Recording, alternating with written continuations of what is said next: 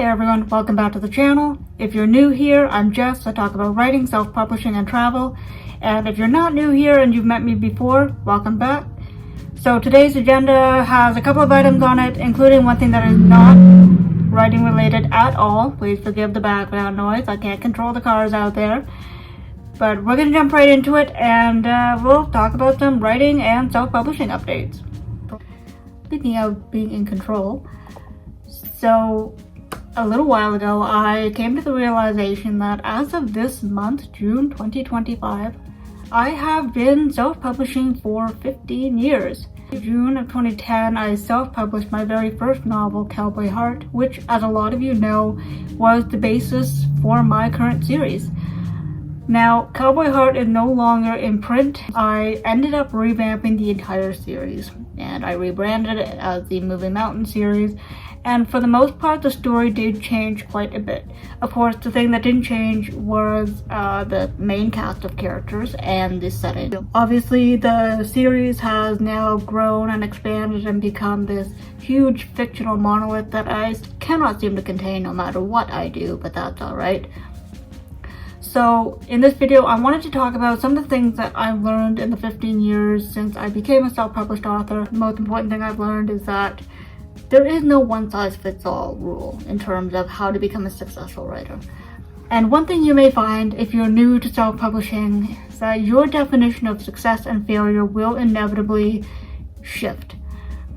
Now, if you were to publish traditionally, obviously in the world of traditional publishing, they have very key metrics and benchmarks that they use to define whether or not a book is doing well. They use things like the New York Times bestseller list, for instance.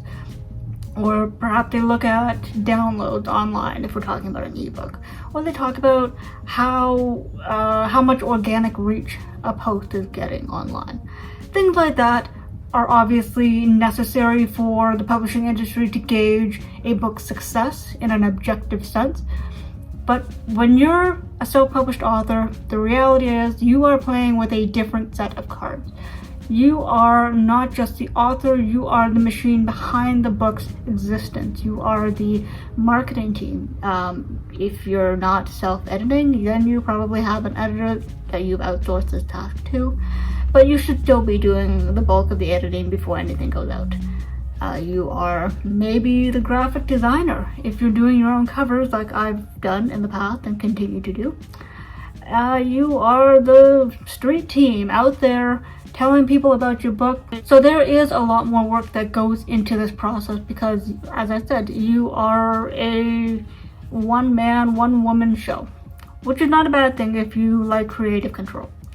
Now here's the thing that I wish somebody had told the younger version of me that was just starting out. You will fail far more often than you will succeed. You may have goals, you may have a very solid game plan for achieving those self-publishing and writing goals, but the chances of you becoming big are extremely slim. And I'm not saying that that is a reflection of your talent or your efforts. I'm just saying there is so much noise out there. There are so many other people who are trying to do the exact same thing. They have, I'm sure, wonderful stories that all deserve to be told. But your readers have a finite amount of time in a day to devote to pleasure reading. And you know what? If they discover you and they love you, they will come back to you. Absolutely. But you have to make it worth it for them to come back. You need to focus on quality. Okay? Because the minute you produce something that is low quality in their eyes, they're gone. They don't have time to stick around. Just something to keep in mind. You need to adapt. This is a law of nature. If you don't adapt, you die. Okay? Now, obviously, in the world of self-publishing, it is not that dramatic. You will not perish if you don't meet your sales goals for the month. At least I hope you won't, because that would be very sad. But if you're not at least willing to look at what's going on around you and say, hey, you know what? That person over there is doing something and it seems to be working. I think maybe I should try it for myself. Which is not to say it will necessarily work for you every time, but it's something to keep in mind that it might be a potential avenue for you.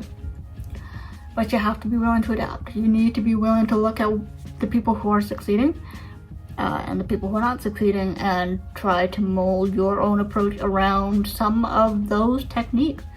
Because who knows, something might work out for you. Even something that you said you would never try maybe that's your golden ticket. Nobody really likes to talk about this, but I'm gonna say it. Someone has to say it. Not everyone's gonna like you. I know there are people out there who don't like me. They don't like my style, and that's okay. Your style is unique to you. And you might find that someone will read your book and maybe they take the time to leave a review, which is always a good thing, okay? Of course, if they are being slanderous in any way, that's not a good thing, and you should not stand for that. But if somebody has read your book and they take the time to stop and review it, that is gold. That is so invaluable, okay? Because that means, one, they took a chance on you, especially if you're an unknown author or you're a small press author. The fact that they even reeled you out of that ocean is a miracle in itself. But they found you, they took the time to buy your book, so they invested time and money into you, and then they formed an opinion. You may not like that opinion, okay? I know we're all very attached to our characters, our stories, our writing, our creative process, but at the end of the day, it is a business. It is still something that needs to stand on its own, and if it doesn't do that, people do have the right pardon me, they do have the right to say, this isn't for me, or I find that this is problematic, or this is not working out. That's their right. They invested into it. If they didn't get a return on that investment, they're allowed to say something. It sucks. Yes, it sucks, okay? 1-star reviews, nobody likes them, but you can learn from them. And please, for the love of God, this is so crucial, do not lash out. I swear to God, do not lash out at them. I've seen self-published authors do this. They take it personally. They write a scathing reply back. Don't do this, okay? Just say thank you for your feedback and move on. This one I don't like, but you have to play the game a little bit. And I think we've all heard that to some degree. You have to play the game. And I'm stubborn, so I don't always like to play the game. I would argue that part of the reason why I like self-publishing is because I don't always agree with the rules of the game, but the reality is, it's still a business and it's still a game, and there are still certain things you have to do if you want to achieve success. That being said, if you say, nope, I'm not playing the game at all, I'm doing this my way, okay, fine. But then you have to accept that because other people are in the game and they're playing the game the right way with the rules and all that, they may not meet you halfway, right? You can't sit on the bleachers and say, I'm not scoring. Yeah, because you're not on the field with everybody else, you're on the bleachers. And again, I don't want to say that in a disparaging or rude way, but it's something that I have had to contend with and be honest with myself about, because very often I will be a little bit passive about self-promotion and then say, nothing's happening. Of course nothing's happening, Jess, you're not doing anything. But let's talk about something that's kind of positive. And this is really the main thing that got me into self-publishing. You're in control. You can experiment. If you start writing something and you decide later on, you know what, I didn't really like that genre, or I didn't really like that method of storytelling, I think I'd prefer to write poetry or short stories or novels, cool, change it up, do something different. Because one really significant drawback to publishing traditionally is that once you are in with an agent or a publishing house, you're kind of locked into what they want you to do. And if you decide that you want to go very far afield and you want to try something that's completely out of your depth, you may not be able to continue publishing with them.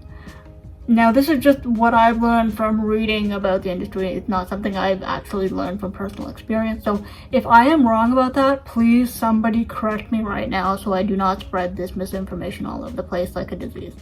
But from what I understand from friends of mine who have gone the traditional route, once you are in, it's kind of like club membership. You gotta play by the rules, you gotta pay the fees, that sort of thing.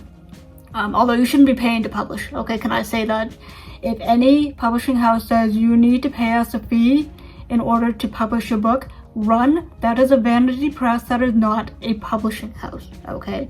So you're not going to make any money, you will lose everything you put into it, unless, like I said, by some fluke of the universe, you are suddenly internationally famous. But that very, very, very rarely happens. So please do not pay to publish, okay? So this is so important, and I left it until the end specifically because I truly believe in what I'm about to tell you, but you need to believe in yourself. You need to believe in your story. You need to believe that what you're writing matters. This goes for self-publishers and traditional publishers. You have to believe in your story, because if you don't, frankly, nobody else will or should. I have believed in every book that I put out there. I really truly felt that every story I told was worth something to somebody, even if that somebody was just myself. I really did feel strongly about the characters, the plot, the morals. So you need to be the concrete foundation underneath these books. It's not always easy. There were lots of times when I said, what am I even doing? This is a waste of time. Nobody's gonna care about this. I got lots of the noise of, is this gonna be successful? Am I wasting my time? Will anybody actually like the Instagram cover reveal post that I put up later? It's all noise, guys. It's noise. It's hard to break through the noise, especially now. It just feels like time is speeding up and the world is accelerating with it, and everything just feels like it's passing us in a blur, and I know how hard it is. And that's part of the reason why I have stepped way back from all of this, because it was muddying my enjoyment of the task, of the work and the craft itself. So you need to figure out first and foremost why you want to be a writer, why you want to self-publish, and then once you've answered that question, then you can move forward. Whew. I've gotten all that out of the way. Hopefully, maybe you learned a thing or two from some of my mistakes, which I am continuing to make, because you can't learn anything without failing a little bit. But let's move on to the second update, which is the prequel. I don't want to call it a prequel because it has the potential to be a standalone as well, but I'm working on another project that is series adjacent, and I'm calling it Emma's Story, and I will tell you why. For those of you who have been following this channel for a while, and especially those of you who are subscribed to my monthly author newsletter, you know that I started working on a series adjacent project called My Character Crossroads Story. Now, Character Crossroads was inspired by the big question, what if? What if this character had taken a different path? What if they'd made a different choice? What if someone else in their life had made a different choice? How would their lives have changed in a measurable way? So originally I was going to do this as like a monthly installment, but then when I started working on Emma's story, I realized there was a lot more potential in her story than anybody else's. So she has been in the background of my series since book 1. She's been mentioned dozens of times. Her death has been talked about, rehashed, mourned, all of that by just about every single character, or I should say every single main character. Not until this story have I really delved into her character and who she was before she died. She has such a rich personality. She has such a zest for life. And I'm so sad that I'm gonna have to end her story with a death. And that's not a spoiler, you guys already know because I mentioned in the past that she committed suicide. But the fact that she is so likable and she is so full of hope and optimism and love and passion for the people around her, I think it's going to land so much more meaningfully when it comes time to let her go. If you have not read the series at all, and you wanted to start with Emma's Story, which by the way is not the final title, it's just a working title right now, but let's just say you weren't sure if you wanted to take a chance on the series, but then you got a hold of Emma's Story. She would give you a pretty solid background for what happened later on with her kids, who are obviously Ray and his brothers. So there would be a little bit of a foundation there for you to move forward into the series. If you have already read a few of the books in the series, or the whole series, whatever the case may be, and you wanted a little bit more backstory, you wanted a slightly richer understanding of how everybody got to where they are, you can also read Emma's Story at the end. Right now, I'm not thinking so much about how I'm going to market the story because I'm still in the drafting stage, and as I said, originally it was about to be a short story. But then eventually I just sort of thought about scene after scene after scene, and then more characters came into the story and it expanded beyond short story territory, and now we are 20,000 words in. I still have a lot of chapters to write. I'm not really sure when I can expect to release this book. I'm aiming to be done the first draft by maybe fall of this year, but again, I don't want to put any sort of artificial expectations on the story, because I find that when I commit to something too soon, I tend to lose my momentum. So I don't want to do that. I'm really pleased with the story so far, and I think that she deserves to have her story told properly. And that will take whatever amount of time it takes. I don't want it to be pushed out there before it is mature and ready. Okay guys, I've talked a lot about writing and self-publishing in this video so far, so how about we switch gears a little bit and I will tell you about my latest YouTube project, which is actually not just my project but my husband's project as well. So some of you may know Dan from Dan&Jess Games. He is a YouTube gamer. He does playthroughs, reactions, all kinds of good stuff. He does game room tours, merchandise show-offs, that sort of things for Funko Pops and what have you. So if you haven't checked out his channel yet, you can do so. I'm going to leave the link for Dan&Jess Games down in the description below. But the other day, Dan came to me and, you know, like my writing, he often goes through these periods of uncertainty with his channel where he says, I don't know if I really want to do this, I think I want to do that, what do you think? And I say, well, it's your channel, and like self-publishing, you do have some creative control over it and what you choose to record and play and upload. And he said, yeah, that's a good idea, I guess I just have to play around with it. And I said, yeah, of course you do. No pun intended, of course.